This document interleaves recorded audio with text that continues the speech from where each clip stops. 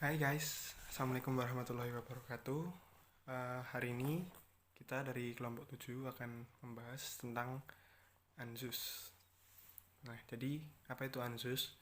ANZUS merupakan organisasi persekutuan antara tiga negara, yaitu Australia, Selandia Baru, dan Amerika Serikat, guna menghambat persebaran komunis di kawasan Australia dan Oseania dengan mengembangkan Forward Defense Strategy.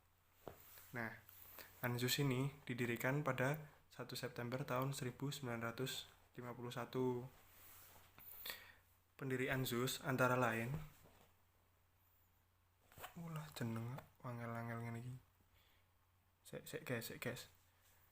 Yang pertama itu ada Percy C. Spender. Terus Menteri Urusan Luar Negeri Australia, C.E. Berendsen, Selandia Baru, Dean Acheson, terus ada John Foster Dulles, Alexander Wiley, dan John J. Sparkman di San Francisco. Nah, tujuan ANZUS itu ada bermacam-macam. Salah satunya nih, yang pertama nih, 1. Untuk saling membantu dan mencegah para agresor atau penyerang yang dapat muncul di kawasan Australia, New Zealand, dan Amerika Serikat. Yang kedua, menyusun koordinasi pertahanan bersama di wilayah Pasifik. Yang ketiga, membendung pengaruh komunisme di wilayah Pasifik dan Oseania yang telah dianggap sebagai pihak agresor di kawasan Asia Pasifik, terutama dari Cina dan Uni Soviet.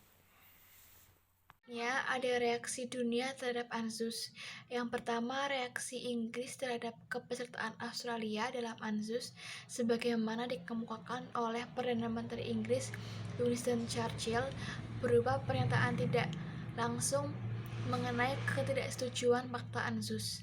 Keberadaan fakta ini dikhawatirkan akan merusak hubungan baik antara Inggris, Australia, dan New Zealand.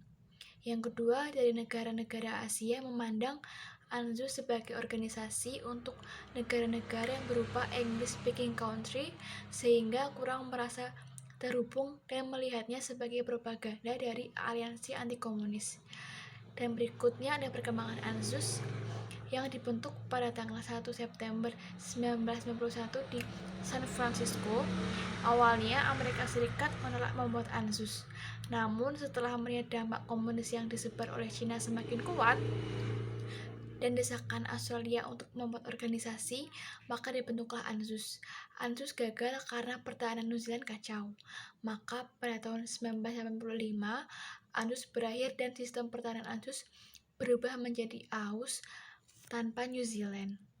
Jadi kesimpulannya, melalui ANZUS, Australia dan New Zealand memandang Amerika Serikat sebagai jaminan keamanan dan pilar penyangga bagi keamanan negaranya.